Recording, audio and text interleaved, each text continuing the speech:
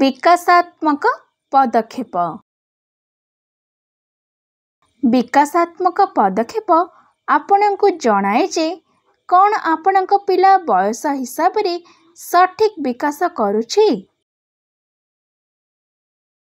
चलंतु देखिबा 19 रु 24 मास पिलांक पई केउ केउ विकासात्मक पदक्षेप थाए।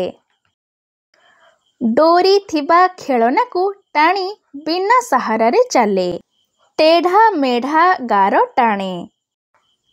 कंढेई देखाइले अति कम रे शरीरर 3टी अंग चिन्हे। 2टी शब्द थिबा सहज वाक्य कुहे। घरर सदस्य को अभिवादन जणाए जेपरिकी टाटा करिबा नमस्कार करिबा इत्यादि। ध्यान दियंतु जणे बापा माँ हेबा दृष्टिरो यह बुझिबा महत्वपूर्ण जे कोनोसी 2 जण पिला समान रूपरी विकसित हुअंती नाही। प्रत्येक पिलार बुद्धि एवं विकास बाकी समान वर्षर पिलांक तुलन रे अंतर होई पारे।